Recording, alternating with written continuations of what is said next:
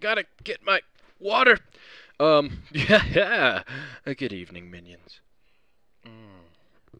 It's the sultry sounds of Wheezy coming to you today, talking to you about Ghost Recon Future Soldier. And before I say anything else, I would like to preface this immediately because if you've clicked on this video, you're obviously at least somewhat interested in Ghost Recon Future Soldier. And what I want to say to you, good sir, is if you have Ghost Recon Future Soldier on the Xbox 360 and you're not a half-retarded monkey and you're at all interested in playing a video game with me and wishing you could be on my friends list, this, that, or the other, send me a message, not a friend request, but a message on Xbox Live saying, hey Wheezy, it's so-and-so, and I want to play Future Soldier because I need people to play Future Soldier with. The reason I'm doing a commentary is because all my Future Soldier gameplay is so low, and I need some teammates, especially people who are fun to play with. I don't, it's not as big a concern of me for me if you're, good at the game. I'm not really, but as long as you're fun to play games with, or you want to play Ghost Recon, you know what? I'm not even going to preface any of that. If you have Future Soldier and you want to play with me, send me a message. I play, I don't know, I popped that guy in the head while getting hit by his grenade. Send me a message. Send me a message. Send me a message. It will be the best short-term way to get on my friends list. If I play a couple of games with you and you're cool to hang out with, you will probably end up on my friends list. And that will transition into Medal of Honor Warfighter coming out later this year, Black Ops 2, whatever other multiplayer games come out. If you want to play Future Soldier and you're cool to hang out with and cool to play with, and you play other first-person shooters, guess what? I don't discriminate. Some people that are on my friends list right now have picked up from various games, Battlefield, Call of Duty. So before we get into anything else, yes, Xbox 360, Ghost Recon Future Soldier, send me a message. I want to play. That being said, I haven't gotten a chance to play Guerrilla Mode, so maybe I'll try and do a separate video for that. I'm trying to wait for people to play with before I do that, because it's basically the wave defense mode. And I've said this previously in a video, just kind of in passing. I don't know if it was during the beta of this one. Doesn't matter when. But Ghost Recon Advanced Warfighter 2, GRAW 2, on Xbox 360, playing 4-player split screen on the wave defense mode that it had, and I forget exactly what it's called. Most fun I've ever had in Ghost Recon, and some of the most fun I've ever had in a game. Matter of fact, short of like World at War zombies and to an extent Black Ops zombies, my favorite co-op mode I've ever played in a video game. It's just absolute fun. I used to play it split screen because we all went to the same college and we're all in the same town and we've spread across the world now. Me, Pip, John Jacob, and Amberdillo. We play 4-player split screen GRAW 2 in my townhouse, or yeah, there's a townhome we were living in college. Tons of fun. I think Guerrilla Mode and Future Soldier is going to be even better than that, although I haven't played it yet. I want to. Campaign was a lot of fun. I'm actually playing through it again on Elite, and then I'll probably go back through on Easy to clean up a couple of little tactical challenges that I didn't complete, but the difference between, what I've seen, because I played the first time through on normal or whatever, regular difficulty, and that pretty much lets you get downed twice, and then the third time you'll get killed. From what I can tell, Elite is the exact same game. Like, the difficulty is not any more different. The enemies aren't any more difficult, but if you get downed, you're dead immediately. So I imagine for easy mode, it's probably something on the order of you get to be downed 5 times or something like that. I don't know. I haven't played on easy. But campaign's good, but what we really want to talk about here is the multiplayer. And I don't know. I've got mixed opinions about this game. It's a lot of fun, but the problem I have with most third-person shooters, first-person shooters, obey your first-person shooter, is that it's cover-based gameplay like this, like strict, and it was to an extent even Rainbow Six Vegas, because it was first-person / third-person with the cover mechanic. The thing I don't like about cover-based games is that they're based around using cover, basically around what most people in a normal first-person shooter would call camping around a corner, you know, or I don't know, head glitching, although it's not head glitching. To pop out and actually take shots in this game, you have to be visible, which is nice, but it's just not typically the kind of gameplay I really enjoy versus first-person shooters where you're kind of in control of cover. Like, you step behind a wall to take cover, and if you come out, you're visible to shoot. Like here, you kind of pop up, take a shot, pop back down, but you're locked into cover when you take cover. And you kind of have to, you're like velcroed into it, you kind of hop off. And there's some times when you'll die because you're stuck to cover, or you think you're at a 90-degree angle on two walls, and you think you're stuck to the wall on one side, but you're actually stuck to the wall on the other side. So there's some weirdness to third-person shooters. But that being said, it does make it a lot more tactical, as you're about to see some epic spawn camping here. That guy just completely clueless. I don't even kill him, and he still doesn't even come back. So I just deal with the rest of his team. But it does. The game is intended to be more tactical, and it does kind of end up that way. You have to be careful about your movements because of the cover mechanic. People can just hop around corners, but some of the most frustrating things in the game are the future soldier parts of the game, like the ability for the other team to either have a UAV or a motion sensor, basically, that gives you wall hacks. I mean, that's a little annoying. As well as the Recon kit has the optical camo, which isn't as effective as you think, but sometimes it's just effective enough that a guy can be laying somewhere and wait for you and have an advantage because you're not quite sure what you see. Which wouldn't be a big deal if he was just sniping, but a Recon kit can also use an SMG like an MP7 or a PP2000. And to be invisible with the ability to use a submachine gun, it's a little annoying.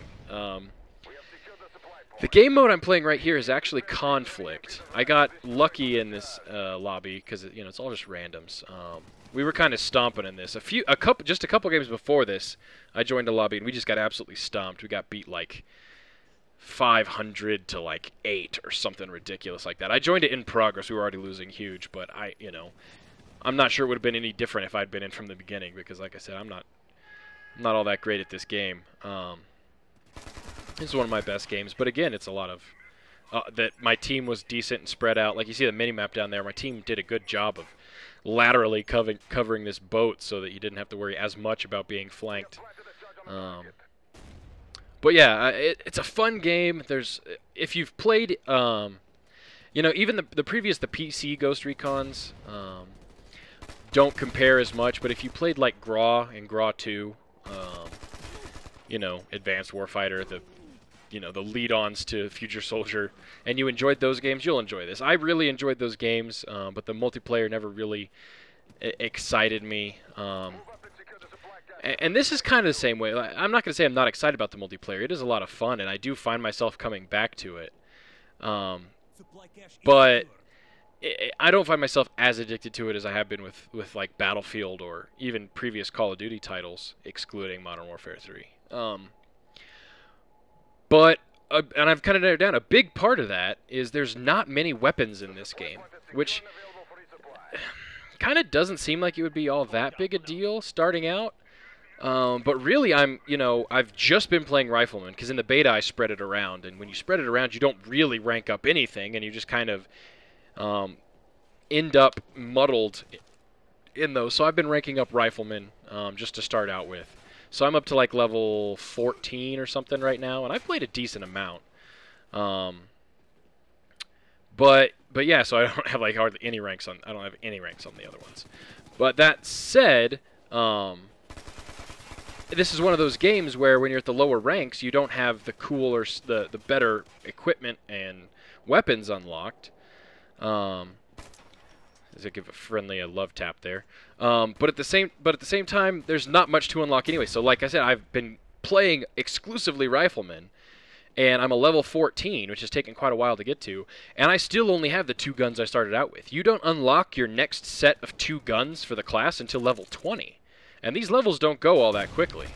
I don't know what I get in this game, but I've had games where I get 6, 8, 10,000 XP, and that's maybe half a level when I'm up in the 10s and teens, I mean, I was level 13, you know, a good ways into it, I had a game where I got like 8,000 XP, and I was still like 3,000 XP away from 14, or you know, so that gives you an idea for the ranking system.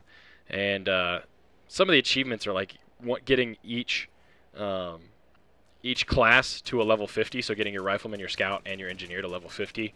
And man, that's gonna be like as much work as doing, you know, 10 prestiges in Call of Duty. You know, maybe not in Modern Warfare 3, but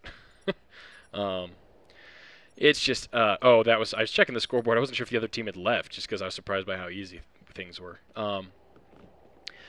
So yeah, like I said, there's just not as many weapons. I mean, for the rifleman class, you start out for the American side, or the Ghosts. You start out with the ACR or the I don't know if it's the SAW or I don't know if it's the 249 or the 240. It's an LMG. Basically, you start out with an assault rifle and LMG. It's the ACR and some LMG.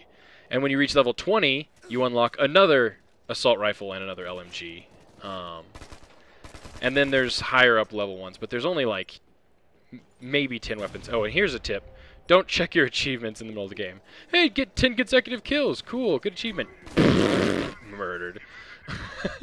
But yeah, there's just not many guns, and if I spread around to the other class, you know, and, oh, I'm sorry, let me switch over. And then when you're on the Bodark or Op4 side, you get the AK. No, it's the AK-200 or something like that. It's an AK variant. It's basically the AK-47.